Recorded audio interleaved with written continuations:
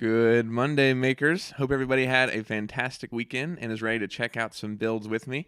As always, we've got some really great ones. We're going to be looking at a boat dolly, a generator stand, a steel bed garden trellis, ATV like four-wheeler seat bar, camper canopy, a boat blind, a roof rack for a truck, and a really cool beach bike cart. So there's a lot of great builds, and I think we should just jump right into it. Let's see here. All right, we've got first up is this generator stand. This is sent in by Roy, and he said he's got some kind of a business. I think it's a concession stand business, and he said that when they run the generators that they're using for power for the concession stands, if they're on the ground, apparently the inlet for just kind of, the air kind of inlet sucks in dust and dirt. I think that's it right there. Sucks in dust and dirt when it's on the ground. And also, if it rains, concession stand can still function inside the rain because they've got the tent. But when they're when water's going through it and it's running next to this inlet as well, just causes all kinds of problems. So this is what he made to kind of combat that issue. It's just a really great stand that elevates the generators and gets them off the ground. And then it even has this kind of junction box that has different plugins here they can plug the equipment into. But the stand is really simple. They've got 2x4s on the ground, and then they're using some of the flanges attached to those. And then they've just got verticals going up out of those, and then they're using 90-degree connectors. Looks like, actually, they've got 90s in the corners to make the basic like rectangle. And then they've got here in the middle, they've got 90s that they're using kind of flipped over sideways, oriented a little bit differently than this, in order to add a vertical pipe and then add a brace from front to back. And then I think the way the frame is made, so it's just kind of narrower than the generators themselves, so they just kind of sit on top of the pipes, just like that, and they're supported by the front and back pipes there. And then they've got the vertical pipes here in the middle and on the sides, and that just kind of keeps it from sliding off the sides. And then they've got rubber pipe feet as well, so they don't have just the end of the sharp pipe, kind of bumping up against the generator there. And then, like I said, they've got that junction box here. It looks like that's attached in a pretty cool way.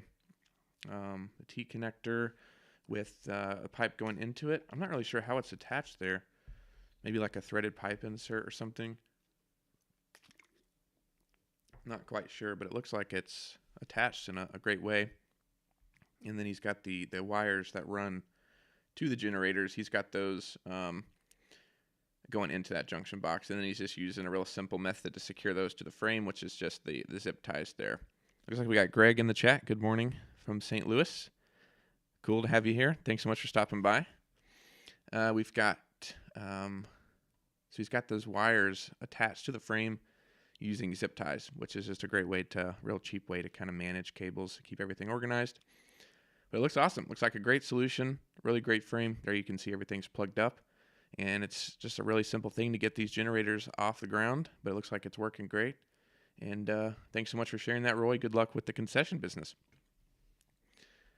Next up is a build from Andrew. So this is his first Maker Pipe build, and it was inspired by Roger Reese's boat dolly builds. He said mine is more basic. He said he's got a 1/4-mile trip to take this raft from where it's stored all the way to the water. And he's using an electric bike to assist, but the boat is over 200 pounds when it has all the contents inside of it. It's got the plywood, the battery, the motor, and the boat itself. All of that combines over 200 pounds. So that would be quite the mess to haul. And so he said he built this as a way to haul it. So this is really cool. He's got like one of those child trailers for bikes, and he's basically adapted this frame to it attaches on there somehow. I'm not sure if we see that exactly. No, I don't think we see exactly how that's attached, but I would imagine it's got some kind of crossbar or something that he's able to just kind of clamp onto, maybe with the crossover clamp. But he's got this bar in the front that rests on there, and then he's built this frame underneath the boat.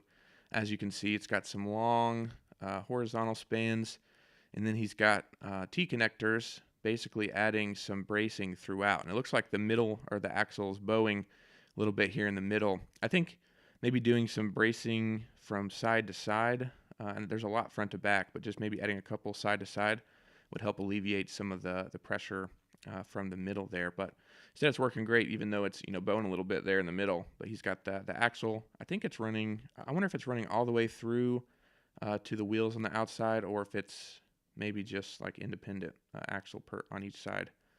That'd be a pretty long piece of all thread if it was going all the way through. But either way, that's a pretty common way we see people do axles inside the conduit, just so you can build off of it and then build something like this. But it looks like a really awesome solution. It's got some like stubs here on the ends with rubber feet that just have a nice little stable base for it once it's down on the ground like this. And yeah, it looks just really awesome. Great solution. That looks like a fun boat to be out on the water with. Nice canopy, and it's a really cool boat all around. But then he's able to attach it to the e-bike, and so that 200-pound haul becomes a lot easier because you can just hook it to the e-bike, let the e-bike do the work for you, and just take it down to the water. So that's really cool. Great build from Andrew. Thanks so much for posting that in the community. Really appreciate it. Next up is a build. This is a trellis system sent in by Anthony, and this is for a raised steel garden bed. We've seen these get pretty popular more recently, and this is a simple trellis that he built inside of this raised steel bed. So it looks like the conduit is inside of the soil there, and we see different ways to mount these. Some people mount them on the outside of the bed. Some people do it on the inside like this. But he's got it inside, buried in the soil. And it looks like it just goes up, and he's basically got these two sides separate from each other. So the verticals go up. There's a T connector that comes over to this side. And he's got the same thing mirrored over there. But then between the two, the front and back, he's got these 45-degree connectors that connect the two halves together and just kind of add some bracing. And then he's got this this netting, or this kind of rope material that is tied every foot or so, and then that goes down to the ground and then gives something for the plants to trellis off of, which is a really great design, really simple.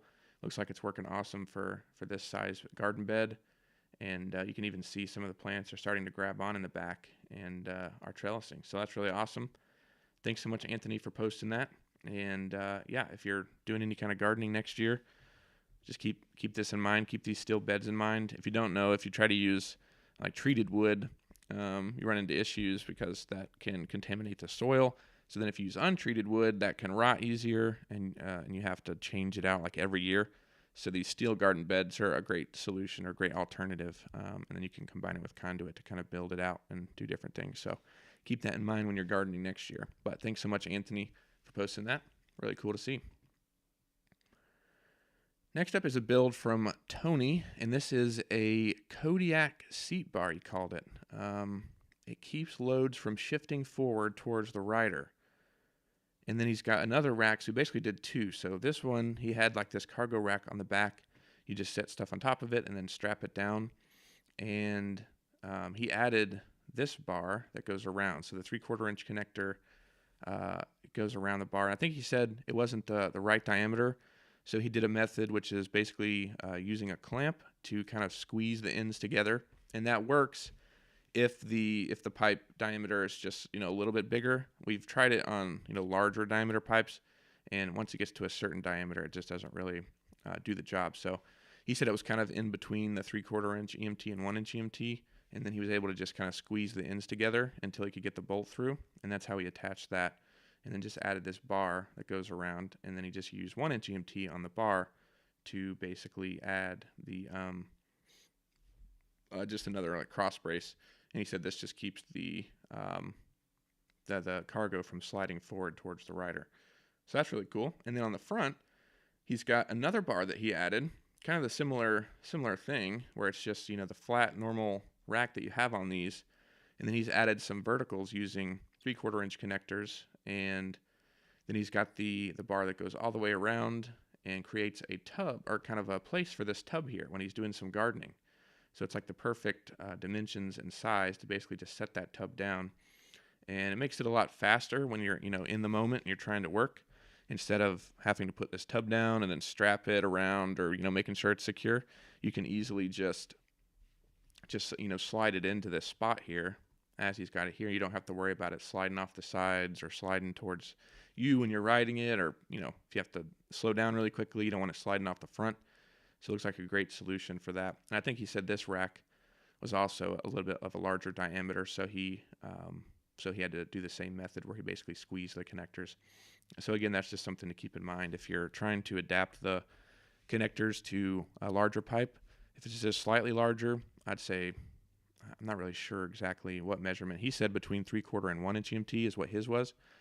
You just kind of squeeze the connector halves together while you're tightening the nut and bolt, and that gives you some extra room and kind of fixes that gap and kind of, transforms the connector a little bit, but it allows you to connect to a larger pipe like this. So really great build. Thanks so much, Tony, for posting this in the community. Really great to see. Next up is a build from George, and this is a camper canopy.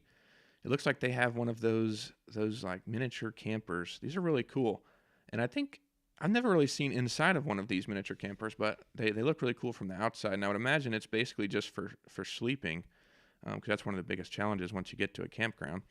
But it's a really cool looking camper, and we can see, looks like somebody's getting inside there, and he's got this. They're pulling it with their vehicle, and they're at the campground, and they made this canopy that they are able to just put up really easily. It's got 4 T connectors, basically creating this rectangle that holds the shade material on top, and then he's just added 4 verticals, 1 in each corner, using T connectors going down. And it's just really simple, only a few connectors, but as you can see, it makes a great shady spot to just kind of hang out, or just have a shady spot there outside the camper. So that's really cool. Really simple build. Looks like they have it attached to the camper. Looks like some 2-hole straps going into the metal. So those are just snap on the conduit and go into the metal. They have it on the top and bottom, and it looks like over here on the bottom as well. And I think the sunshade material looks like it has some wire or some kind of cable or something that is holding it on. It doesn't have grommets, and you have a couple of different options. If you have grommets, we like to use ball bungees. We see those pretty common. Those work well. If you don't have grommets, you can either add grommets, or we've seen you can actually get some, they're called tarp, I think, like alligator clips or something for tarps. Let me see if I can pull up a picture. Tarp clips. Yeah, here we go. I got some from Harbor Freight, and they seem to work just fine. But multi-purpose tarp clips, and you can see basically they just have these teeth that you twist this knob, and it grabs onto the material, and then it has a hole in the back that you can then add ball bungees or some other method, zip ties, whatever you'd like to secure the material to the framework. But these work really well if you have a material that doesn't have grommets on it. I like to use these, and we used them before, and they work really well. So that's a great option for you if you're doing something like that and your material doesn't have grommets. Just something to keep in mind. Let's see. Let's go back here. So that's really awesome. Thanks so much, George, for sending this in through email. We really appreciate it. And yeah, good luck with the camping season. It's fall. Everybody's about to be getting out and doing some boating, camping. So hope everybody has fun doing that. But thanks so much, George, for sending that in. Let's check out the next one. This is a boat blind shared by Jeff, and this is really cool. He's not quite finished with it yet, but the reason I wanted to show it before it's finished is because he's got a really cool system for mounting this, because that seems to be one of the biggest challenges when doing a boat blind. The framework's pretty simple usually, with conduit and maker pipe, unless you get, like really in-depth and complex, but usually they're just kind of rails on the outside of the boat that just kind of go up and then, maybe open or close.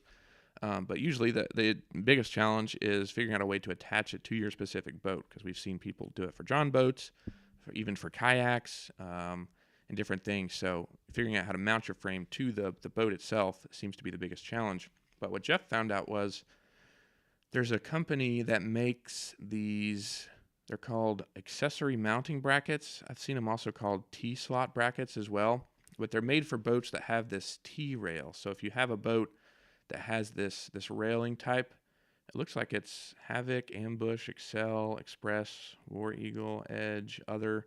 Yeah, so it looks like really any any kind of boat that has this kind of T-rail slotting system, they have these brackets that basically you can just kind of slide them in and lock them in, and then you use the nuts to secure it in place. And what he did was basically he did that where it locks in place there, but it has this platform that sticks out of it, and he used the maker pipe flanges drilled into the platform that comes out of it to actually secure the framework. So then he'll just have his vertical that comes out of here, and you can just build the rest of the blind like normal. And what's really cool about this, because not only do you need a good way to attach it, but a lot of people want to be able to take the whole blind off when it's not hunting season, and they just want to maybe do some fishing or just get out on the water. So this, all he has to do is just undo this wing nut here on all the sides where the bracket is. Just take that wing nut off, and then you can just slide out the whole system really simply. So you don't have to worry about unbolting the flanges or unbolting any of the connections anywhere. You can just undo the wing nuts and basically disassemble it really, really easily if you want to take the whole thing off, or even if you want to do like half of it at a time. So that's really cool. And then we can kind of get a sneak peek of the boat here. I guess, as I said, he's not finished with it. I talked to him on the phone. He's getting close to being finished.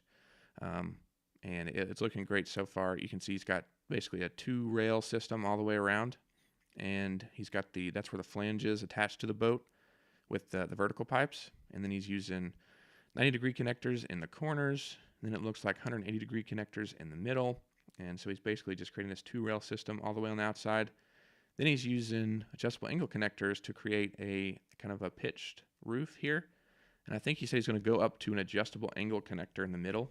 And then he's going to create some of the, I forget what they're called. There's a name for the door that you basically open the door that you use to stand up in and, hunt. So he's going to be adding a couple of those. So it's going to be really cool to see once you get it finished. But I just wanted to point out these mounting systems because I know a lot of people are working on boat blinds right now.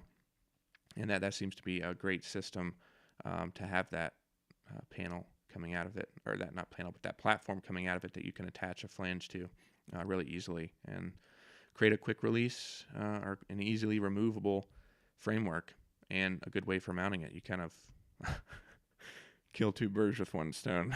That's funny. Oh goodness. All right. So as you can see, there's the flanges mounted to the platforms going all the way down. So really cool. Thanks, Jeff, for posting that, and he posted a good review. We appreciate that, and we can't wait to see it when it's finished. But really awesome. Next up is a build from Gilbert, and this is a roof rack that he made for his, looks like Chevy truck. Really nice truck. Looks like it's lifted, and yeah, looks like a great truck. But he's got this roof rack that he mounted for it, and what we've seen. Thanks, Greg, for the haha. I appreciate it. Dave's not here with me today to laugh or sigh at my puns, so I appreciate the love in the chat. But this is a roof rack sent in by Gilbert. So you can see he's got this truck here, and this is a really common way that we see people do roof racks. So basically, you can see that there's just a rectangle roof rack, and it's got 2 rails going all the way around it.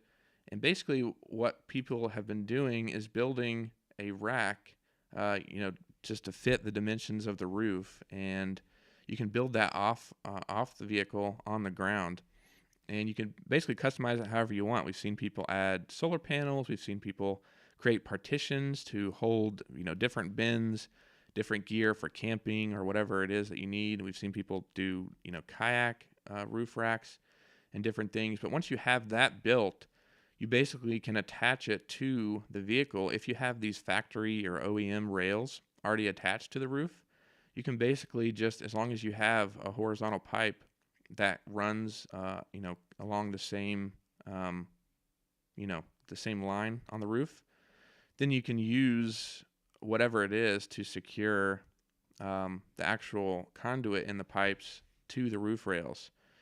Now, I mean, you could use something like zip ties, but I don't think that would be recommended. You want to use something, of course, that's going to be sturdy and strong. We've seen people use crossover clamps.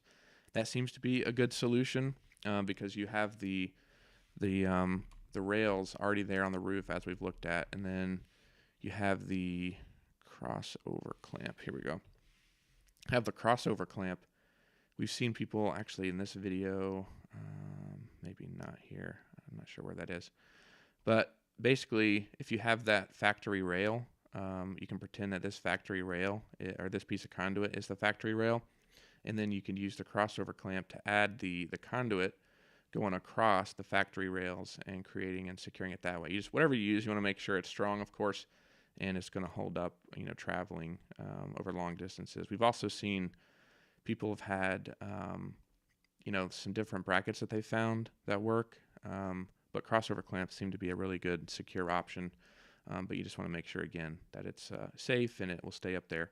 But it's a great way to do a roof rack. You just kind of create whatever you want. You don't have to do any welding or anything.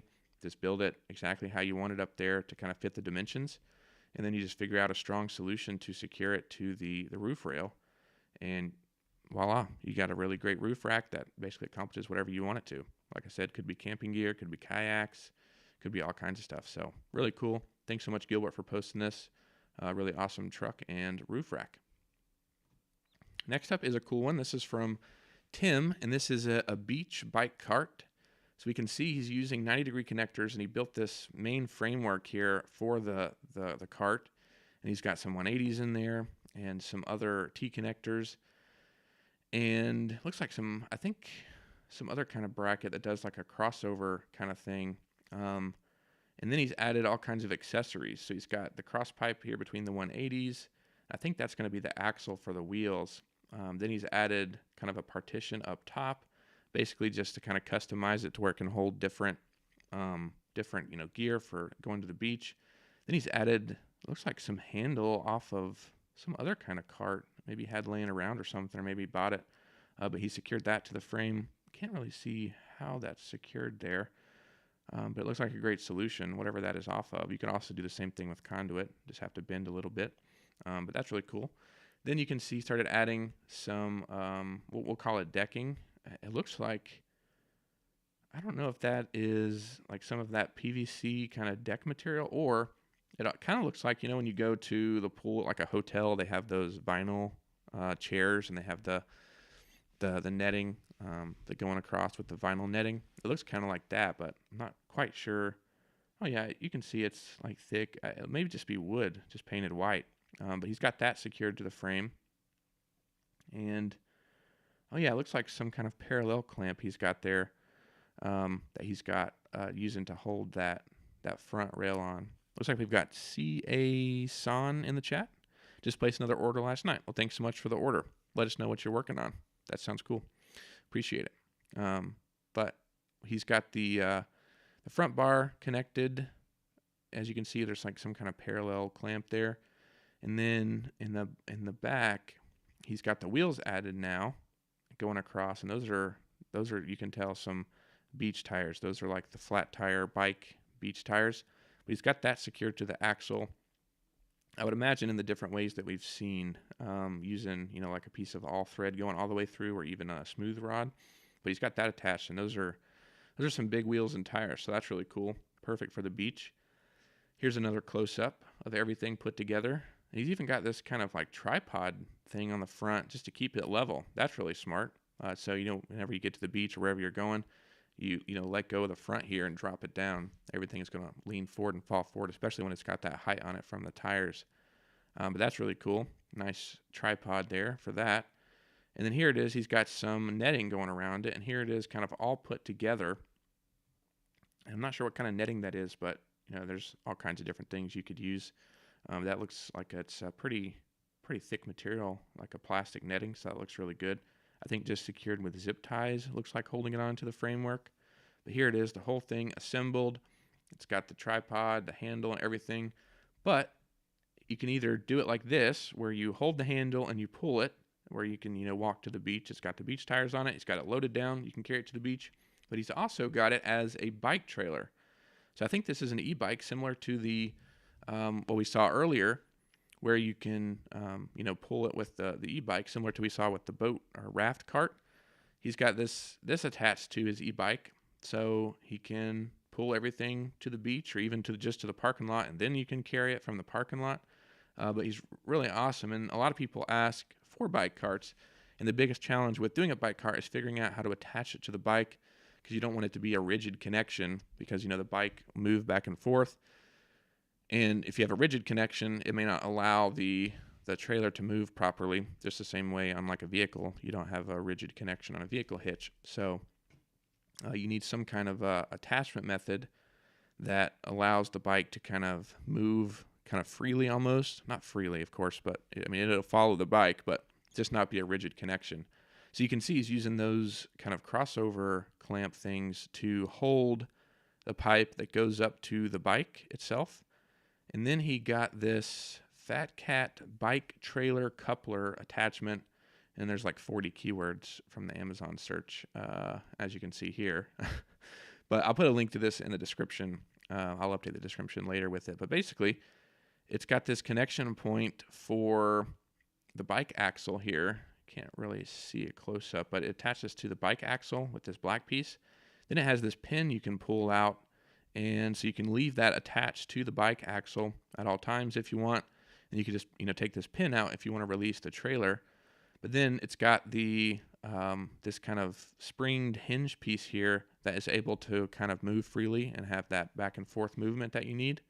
And then it's got some kind of a coupler piece or flange here. And I think in the example they show it's connected to like a piece of aluminum, like this bracket made for this bike trailer, like the kid trailer thing.